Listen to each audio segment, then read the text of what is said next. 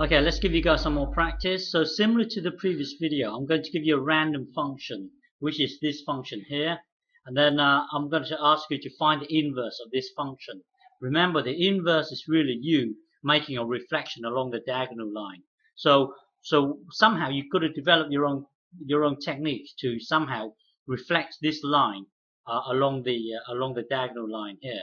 So the inverse of this function would be the reflection along the diagonal line. So just bear in mind that when you make a reflection along the diagonal line, whatever's in this quadrant here, it will get reflected to over here.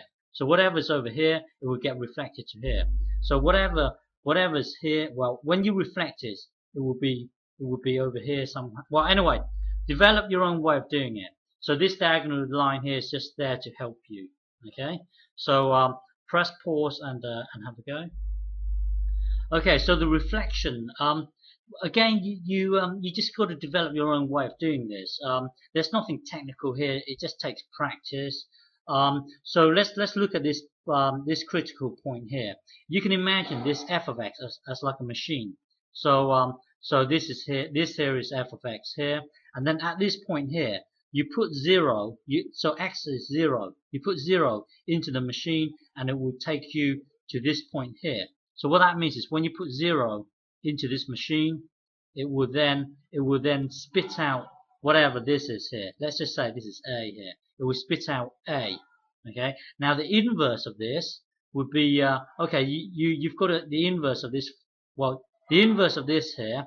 Well, the inverse of this means if you put this A here into the machine, it will spit out the number 0. So that means if you move along A, remember A, hang on, remember that A here, A is in effect this length here. So that means if you move, now looking at the inverse, if you move across A, across the distance of A here, it will spit out the number 0. That means the Y value will be 0 on the inverse graph.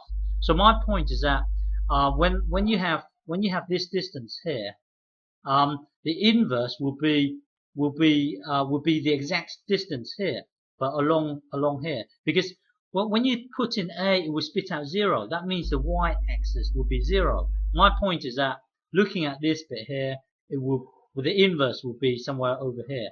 Okay, so this point here will get reflected over to here. So this distance here is in a way A, and this here is A.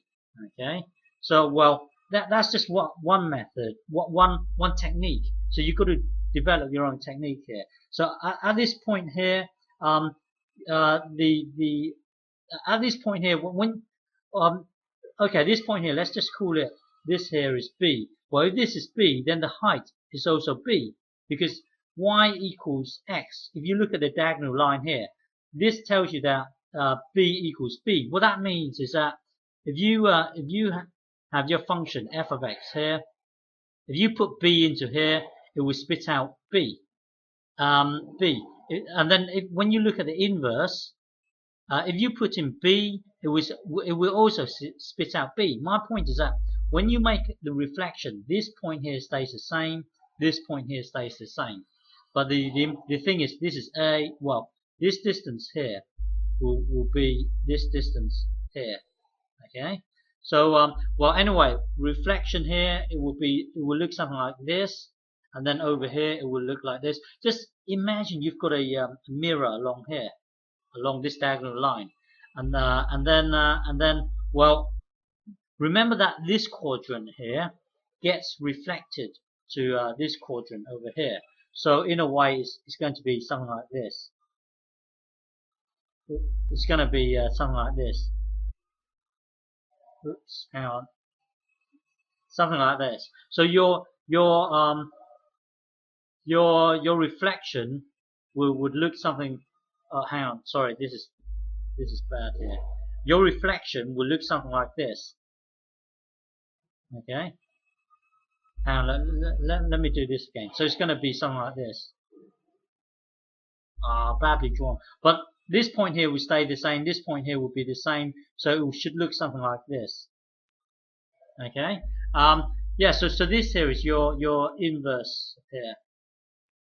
And the hard part is well, suppose this function here is let's just, it's going to be similar to this f of x, uh, similar to something like this, similar. Okay, so when you try and draw this function here, it will look like this. It will look like hang on, it will look like this. But when you make the inverse, it will look something like this. But the hard part is, what is the equation for this? For this, suppose you're given this function here. What is the equation of this of the inverse of this function? Well, we will leave that to another time. But for the time being, just learn how to sketch the inverse. But the equation for this function here is another story. Okay.